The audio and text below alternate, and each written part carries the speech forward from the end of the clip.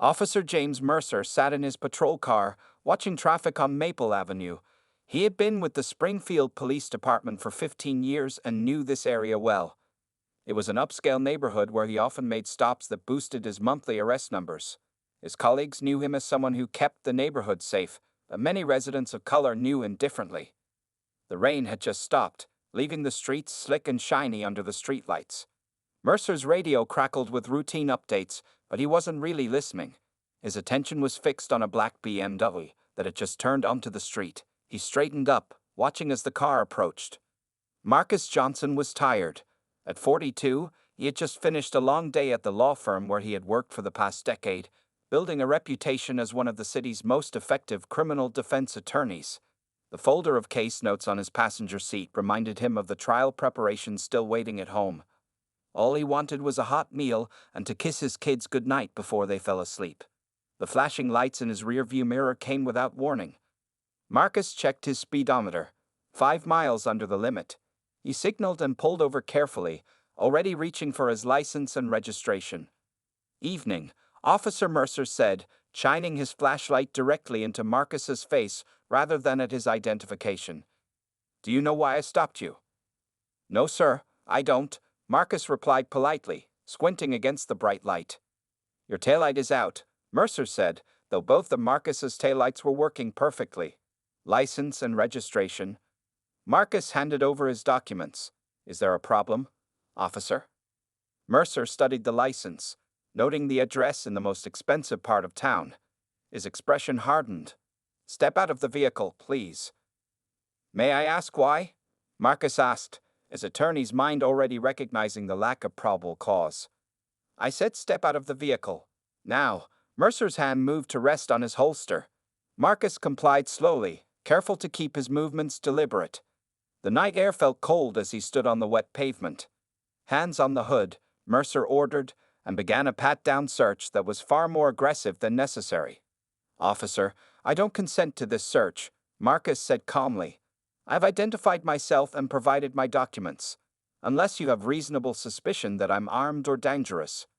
"You telling me how to do my job?" Mercer interrupted, his voice rising. "That's how you people always are. Think you know the law better than those who enforce it." Marcus remained silent, knowing from both professional experience and personal wisdom that arguing would only escalate the situation. Mercer continued his search, finding nothing but Marcus's phone and wallet. "What are you doing in this neighborhood?" Mercer demanded. "I live 3 blocks from here," Marcus replied. Mercer laughed. "Sure you do. Hands behind your back." "Excuse me." "You heard me.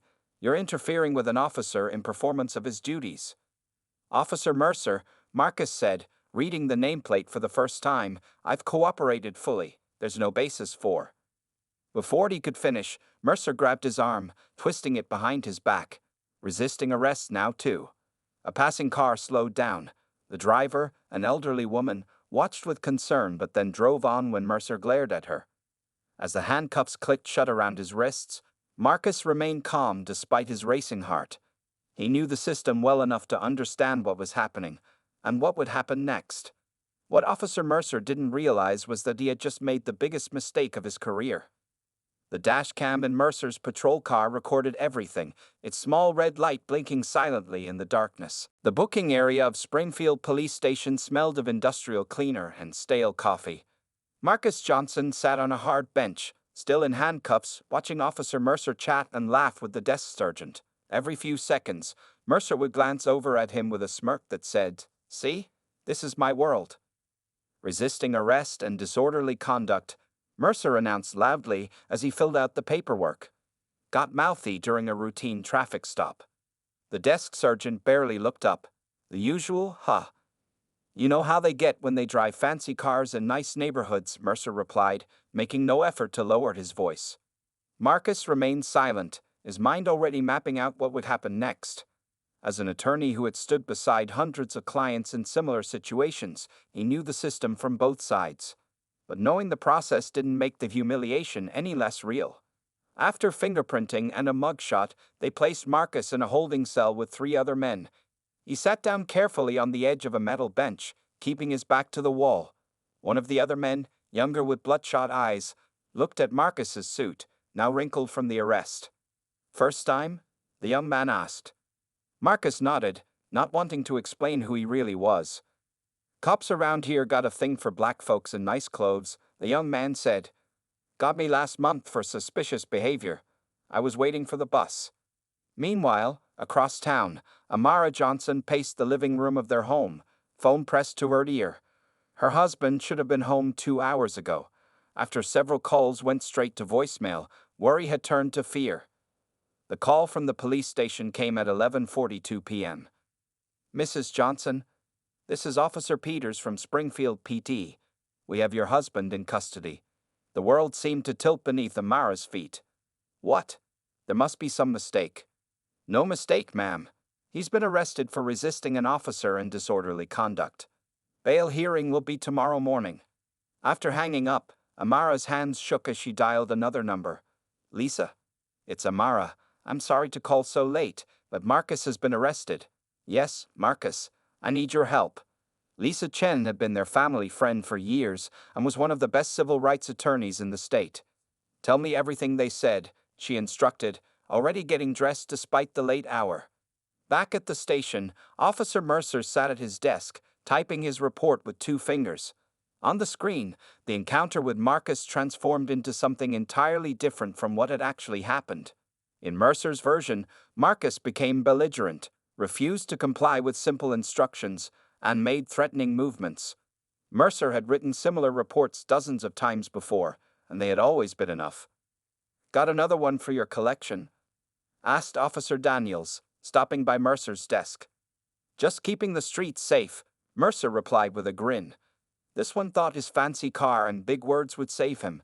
They never learn. Judge Wilson tomorrow? Yep. He always backs the blue. I'll be in and out in 20 minutes. What Mercer didn't know was that at that exact moment, Lisa Chen was already reviewing Marcus's case history on her laptop. As Springfield's most successful defense attorney, Marcus had appeared before every judge in the district, including Judge Wilson, for whom he had once clerked right out of law school. By midnight, the holding cell had grown quiet. Marcus leaned his head against the cold wall, closing his eyes but not sleeping. In the 15 years he had practiced law, he had seen countless examples of police misconduct. Now he was living it. The irony wasn't lost on him. Tomorrow, for the first time, he would be the defendant rather than the defense. But unlike most people who found themselves in these cells, Marcus knew exactly what to do next. Officer James Mercer had just picked the wrong black man to harass, and dawn would bring the beginning of a reckoning neither of them would forget. Morning light filtered through the high windows of the county jail as Marcus Johnson, still wearing his wrinkled suit from yesterday, sat across from Lisa Chen in the attorney meeting room. Dark circles under his eyes showed he hadn't slept. They're charging you with resisting arrest and disorderly conduct, Lisa said, sliding the paperwork across the table. Bail hearing is in an hour. The good news is Judge Rivera is presiding today, not Wilson. Marcus nodded. I want everything, Lisa. Every complaint ever filed against Mercer, every arrest report, every dashcam video. Already on it, Lisa replied. Amara called me the minute she heard. Your paralegal Thomas has been pulling records all night. Just then, the door opened and Thomas entered, carrying a thick folder. The young paralegal had worked with Marcus for 3 years and looked up to him as a mentor. Mr. Johnson, I'm so sorry about this, Thomas said, placing the folder on the table. But I think we found something important. He opened the folder to reveal a spreadsheet. This shows all of Officer Mercer's arrests for the past 5 years. I color-coded them by race. The page was dominated by blue and green highlights, representing Black and Hispanic arrestees. Now here's the interesting part, Thomas continued. When I mapped the arrests by location, over 70% happened in areas where the neighborhood demographics don't match the arrest demographics. Like your stop last night, it happened in Oakwood Heights, which is 82% white, but Mercer's arrests there are 91% minorities. Lisa leaned forward. Did you get the dashcam footage? Thomas shook his head. That's the problem. According to records, Mercer's dashcam has been malfunctioning during 14 separate incidents in the past year, including last night. Marcus wasn't surprised. What about complaints? 23 in 15 years, Lisa said. all dismissed for insufficient evidence or officer's word against civilian. Marcus stood up and paced the small room. We need to find witnesses. There was a woman who drove by during my arrest, and we need to check if any businesses on that street have security cameras. Already sent my assistant to canvass the area, Lisa assured him. Across town, Officer Mercer sat in the precinct break room, coffee in hand, surrounded by fellow officers. So there I am, telling this guy to step out of the car, and he starts quoting legal precedents at me. Mercer laughed. Like I don't know my own job. Another street lawyer, huh? Someone chuckled. Yeah, but in a $1,000 suit this time. Some of these guys watch too much TV, think they know the law better than we do. Captain Reynolds stuck his head in the door. Mercer, my office. Now. The smile dropped from Mercer's face as he followed his superior down the hallway. Close the door, Reynolds ordered once they were inside. I just got a call from the DA's office. Your arrestee from last night? Marcus Johnson. He's one of the top defense attorneys in the state. Mercer's expression didn't change. So what? He was resisting arrest. Reynolds slid a piece of paper across his desk. This just came in. His attorney is demanding all your body cam and dash cam footage, plus all your arrest records for the past 5 years. My dash cam was out last night. Again? Reynolds' face tightened. That's the 3rd time this month, Mercer. Equipment fails. Mercer shrugged. Not my problem. It is your problem when it always seems to fail during contested arrests, Reynolds snapped. Internal Affairs is going to ask questions this time. Meanwhile, at the bail hearing, Marcus stood before Judge Rivera, Lisa at his side. Your Honor, my client is a respected member of the legal community with no prior record, Lisa argued. He poses no flight risk and is actually scheduled to appear before this very court next week as defense counsel in the Williams case. Judge Rivera looked over her glasses at Marcus. I know Mr. Johnson well. Release on his own recognizance. Next case. As they left the courtroom, Lisa's phone buzzed. She looked at the screen and smiled. That was my assistant. There's a convenience store at the corner where you were stopped. Their security camera covers part of that street. She showed Marcus the message, and they have footage from last night. For the first time since his arrest, Marcus allowed himself a small smile. Officer Mercer is about to learn a very important lesson about the justice system. 2 weeks after his arrest, Marcus Johnson sat in his home office surrounded by stacks of files. The walls, usually decorated with family photos and law school diplomas, were now covered with timeline charts, officer records, and enlarged screenshots from the convenience store security footage. You need to eat something, Amara said, placing a sandwich next to his laptop. Marcus rubbed his tired eyes. I will. Just trying to organize everything before tomorrow's meeting. The toll of the arrest showed on his face. Though the physical handcuff marks had faded, the emotional weight remained. Each night, Marcus woke up at 3 a.m., the exact time he had spent in the holding cell. Amara often found him sitting in the dark, reviewing case notes. The kids are asking questions, she said quietly. Jaden heard someone at school talking about your arrest. Marcus put down his pen. What did you tell them? The truth, that sometimes even good people get treated unfairly, and that's why the work you do is so important. He nodded and reached for her hand. This case isn't just about me anymore. Across town, Lisa Chen and Thomas worked late in their office, preparing for the preliminary hearing. The security footage from the convenience store played on a large monitor. There, Thomas pointed. You can clearly see Mercer pulling Marcus over. No taillight issues at all. Lisa nodded, taking notes. And here, you can see Marcus complying with all instructions. No resistance, no disorderly conduct. The footage only shows part of the interaction, Thomas reminded her. The critical moments when Mercer claims Marcus became aggressive happened just out of frame. But it's enough to prove Mercer lied about the reason for the stop, Lisa said. And I found something else. She pulled up a database on her computer. 5 other complaints against Mercer from that same street corner in the past year, all Black or Hispanic drivers, all during evening hours. Thomas added another file to their growing pile. I also got his academy records through a contact. Guess who graduated bottom of his class in cultural sensitivity training? At the Springfield Police Department, Officer Mercer sat uncomfortably in Captain Reynolds' office alongside a representative from the police union. "The dash cam issue is becoming a problem, Mercer," Reynolds said sternly. "Internal Affairs is asking questions." "Technical problems happen," the union rep interjected. "Officer Mercer has followed all proper procedures for reporting equipment malfunctions." Reynolds slid a folder across his desk. "4 malfunctions in the last month, all during contested arrests. That's not coincidence, that's pattern." "Are you accusing me of something?"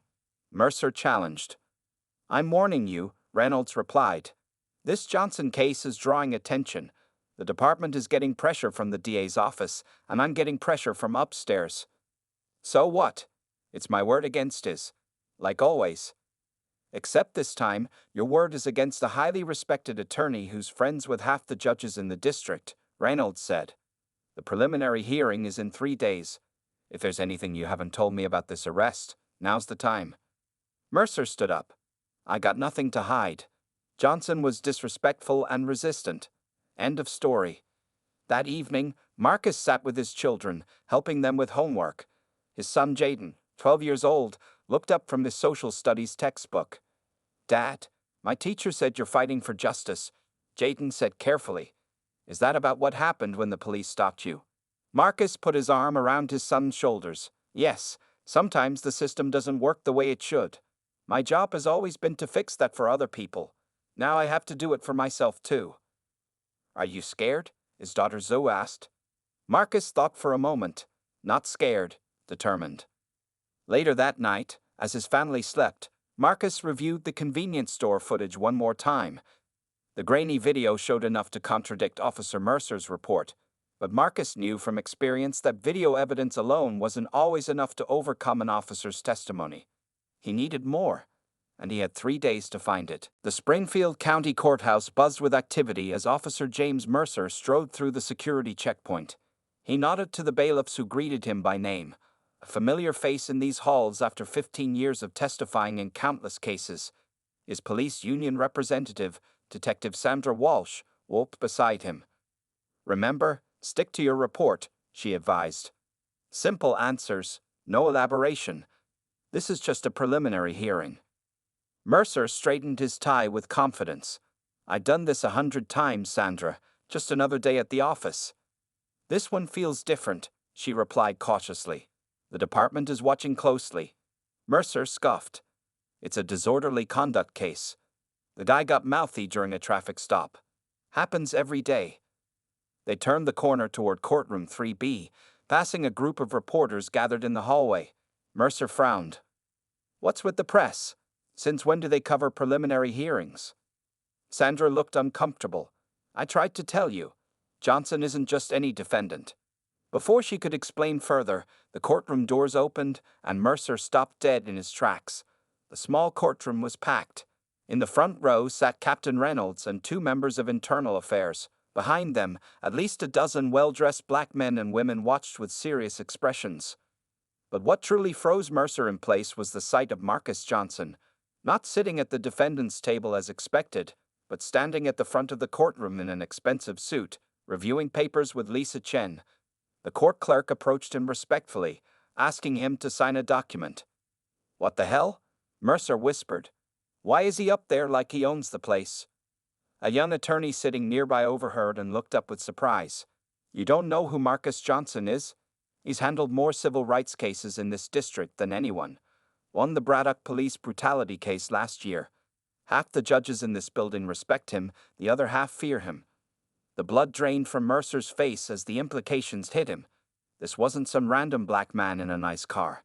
This was a legal heavyweight with connections throughout the justice system. Just then, the bailiff called out, "All rise." The Honorable Judge Elaine Washington presiding.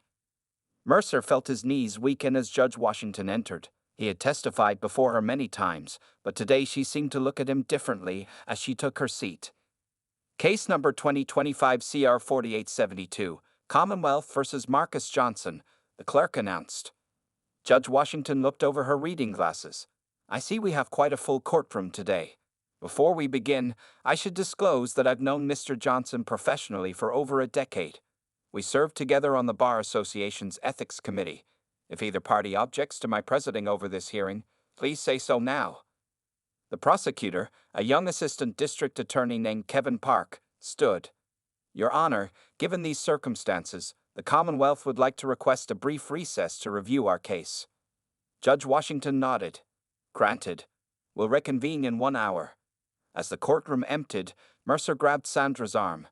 You didn't tell me who he was. This changes everything. I tried, she responded. The department has been trying to reach you all weekend. Johnson isn't just any attorney. He's specially certified to handle police misconduct cases.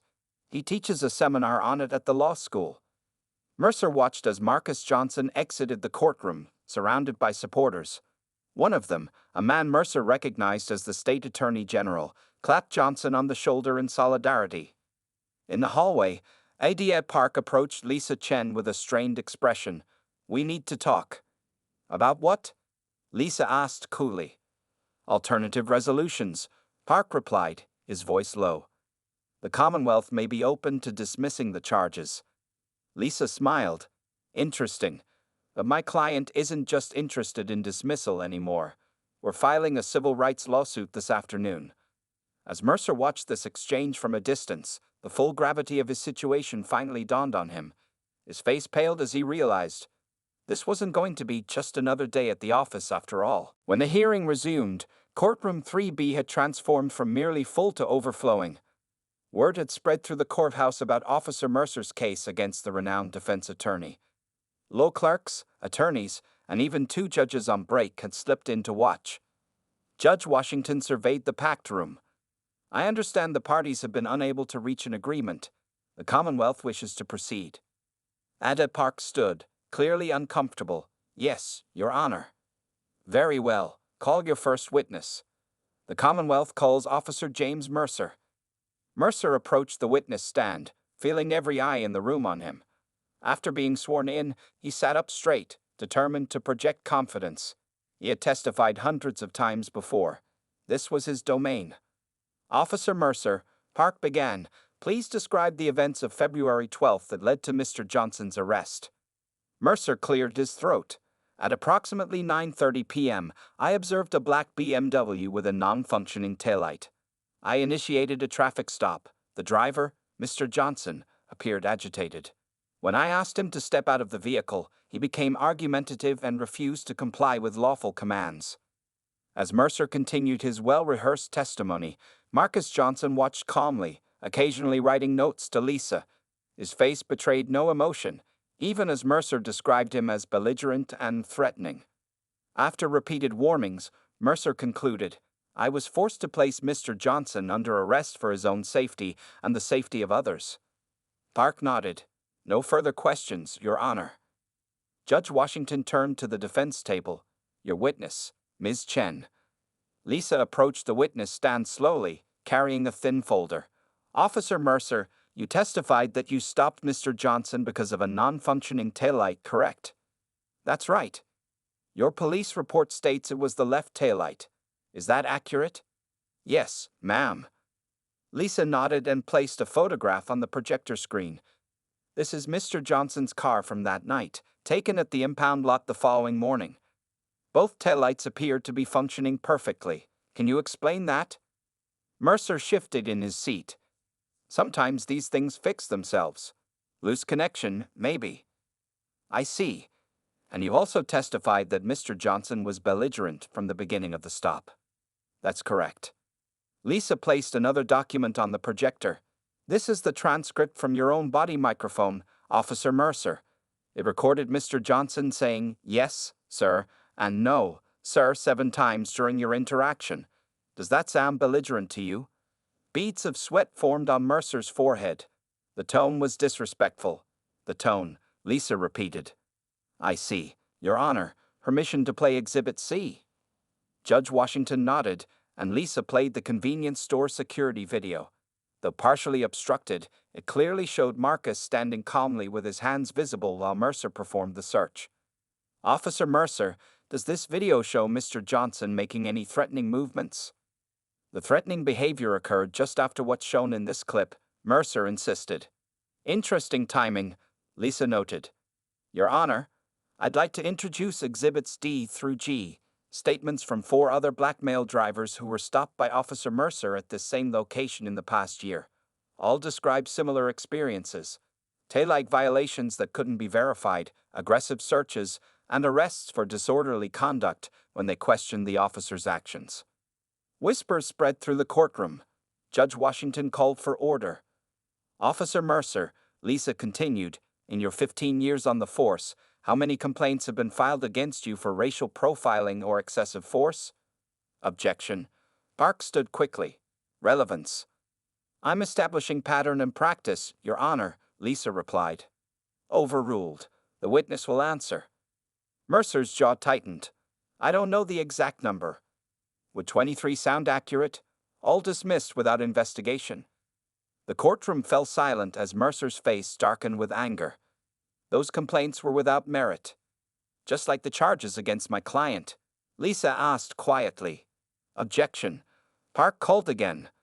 Withdrawn, Lisa said, returning to her table. No further questions. As Mercer stepped down, his eyes met Marcus Johnson's for the first time since the arrest. In that moment, the power dynamic had completely reversed. The officer who had once stood over Marcus with handcuffs now walked past him with lowered eyes, the weight of his actions finally catching up to him. The mood in Judge Washington's chambers was tense. The judge sat behind her desk, fingers steepled, looking at the 4 people seated before her. Marcus Johnson and Lisa Chen on one side, Adia Park and Captain Reynolds on the other. The preliminary hearing had been abruptly recessed after Lisa's devastating cross-examination of Officer Mercer. This case has taken an unexpected turn. Judge Washington began. Mr. Park, does the Commonwealth wish to proceed with these charges? Park shifted uncomfortably. Your Honor, in light of the evidence presented today, the Commonwealth moves to dismiss all charges against Mr. Johnson. Judge Washington nodded. Motion granted. She turned to Captain Reynolds. Captain, what I witnessed today goes beyond a single bad arrest. Officer Mercer's testimony raised serious concerns about departmental practices. Reynolds straightened his tie. The department takes these allegations very seriously, Your Honor. Officer Mercer has been placed on administrative leave pending a full investigation. That's not enough. Marcus spoke for the first time, his voice calm but firm. This wasn't an isolated incident. The evidence shows a pattern of discriminatory policing that the department has ignored for years. Outside in the courthouse hallway, Officer Mercer sat alone on a bench, his face buried in his hands. Other officers passed by, but none stopped to speak with him. The solidarity he had always counted on was evaporating rapidly. Detective Walsh approached, sitting beside him. Internal Affairs wants to see you tomorrow morning, and the chief wants your badge and gun tonight. This is bold, Mercer muttered. I was doing my job. Walsh shook her head. No, James. You are abusing your job. The dash cam footage from your last 5 malfunctions has mysteriously reappeared in the system. Someone in tech was covering for you, but they're not taking the fall. The color drained from Mercer's face. What are you saying? I'm saying you're on your own. Walsh stood up. The department is already discussing settlement terms with Johnson's attorneys. Back in the judge's chambers, the discussion had shifted from the criminal case to broader implications. My client is preparing a civil rights lawsuit, Lisa explained, but he's more interested in systemic change than monetary damages. Judge Washington looked at Marcus. What kind of change are you seeking? Mandatory body cameras that can't be turned off during stops, an independent review board for civilian complaints, implicit bias training with real consequences for officers who don't improve. Marcus leaned forward. And complete transparency in officer disciplinary records. Captain Reynolds frowned. The union will fight those last 2 points. Then we'll see them in court, Marcus replied. I've already spoken with the Justice Department's Civil Rights Division. They're watching this case closely. 2 days later, local headlines announced, Springfield PD officer fired after evidence of racial profiling emerges. The article detailed Mercer's termination and the pending civil investigation. Online comments flooded in, including dozens from other citizens claiming similar treatment from the same officer. At the district attorney's office, a team of prosecutors began reviewing every case Mercer had been involved with over the past 5 years. Multiple convictions were already flagged for potential reversal due to credibility issues with the arresting officer. Marcus returned to his law office for the first time since his arrest. His colleagues had decorated his door with a welcome back sign. As he settled behind his desk, his phone rang. It was the president of the State Bar Association. "Marcus, I've been following your case. We're forming a special committee on police accountability and judicial reform. We need someone to chair it who understands both sides of the system." After the call, Marcus stood at his office window, looking out at the courthouse across the street. For 15 years, he had walked into that building representing others who had been wronged by the system. Now, his own experience had transformed him from advocate to symbol. His assistant knocked softly. "Your 3 o'clock is here. Another victim of Officer Mercer." Marcus nodded. "Send them in." He straightened his tie, ready to help someone else find the justice he had finally secured for himself. Outside the police station, Officer Mercer's empty patrol car was being reassigned to another officer. The dash cam had been repaired and was working perfectly. 6 months after the case that shook the Springfield Police Department, the city looked different.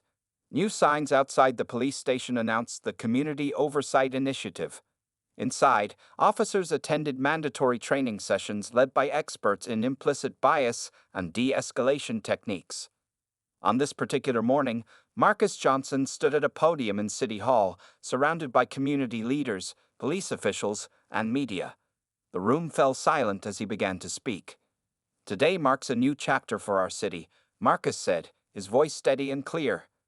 "The signing of this consent decree between Springfield and the Department of Justice ensures that what happened to me, and to many others, will not be dismissed as isolated incidents." In the front row, Amara watched her husband with pride. Beside her sat their children, Jaden and Zoe, dressed in their best clothes for this historic moment.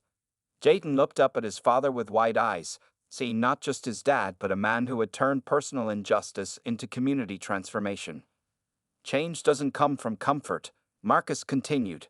"It comes from confrontation, not with fists or weapons, but with truth and persistence." Captain Reynolds, now promoted to acting chief after his predecessor's resignation, nodded solemnly. The department's initial resistance had given way to recognition that reform was inevitable. Better to help shape it than fight against it. Across town, James Mercer packed the last of his belongings into a cardboard box. His apartment lease was up, and with no job prospects in law enforcement, he was moving back to his hometown. The civil lawsuit had drained his savings. Former colleagues no longer returned his calls. On his coffee table lay the morning newspaper with the headline, "Springfield Police Reform Becomes Model for State." He pushed it aside without reading it. Back at City Hall, the ceremony concluded with the mayor signing the official agreement. As people mingled afterward, Lisa Chen approached Marcus. "You've accomplished more in 6 months than most advocacy groups achieve in years," she said. Marcus shook his head. "We're just getting started. The real work happens after the cameras leave." And work there was. The following week, Marcus opened the Johnson Center for Police Accountability in a small office near the courthouse. 3 young attorneys and 2 paralegals joined him, reviewing cases of potential misconduct and offering free legal assistance to those who couldn't afford representation. One afternoon, as Marcus reviewed files, his assistant knocked on his door. "There's someone here to see you. Says he doesn't have an appointment." The visitor was the young man Marcus had met in the holding cell that night, the one who had been arrested waiting for a bus. He looked different now, clear-eyed and hopeful. "I saw you on the news," the young man said. "Thought you might remember me." "Of course," Marcus replied, offering him a seat. "How can I help you?" "Actually, I was wondering if I could help you. I'm in community college now, studying criminal justice. Thought maybe you could use a volunteer who knows what it's like on both sides." Marcus smiled. "We could always use another perspective." By the end of the year, the Johnson Center had helped review over 200 cases. 12 convictions had been overturned. The police department had implemented all the reforms required by the consent decree, plus additional measures suggested by officers themselves. On the anniversary of his arrest, Marcus drove past the spot where Officer Mercer had pulled him over. The street looked the same, but everything else had changed. New police cruisers patrolled the area, all equipped with cameras that couldn't be turned off. Officers receive regular training on constitutional rights during traffic stops. Complaint forms were available online and in multiple languages. Marcus parked his car and stepped out, standing for a moment where he had once been handcuffed. He took a deep breath, remembering the fear and anger of that night. His phone buzzed with a message from Amara. "Don't forget dinner with the State Attorney General tonight." Marcus smiled and got back in his car. One traffic stop had changed everything, not just for him, but for an entire community. As he drove away, a police cruiser passed him going the other direction. The officer inside gave a respectful nod, a small gesture that spoke volumes about how far they had come.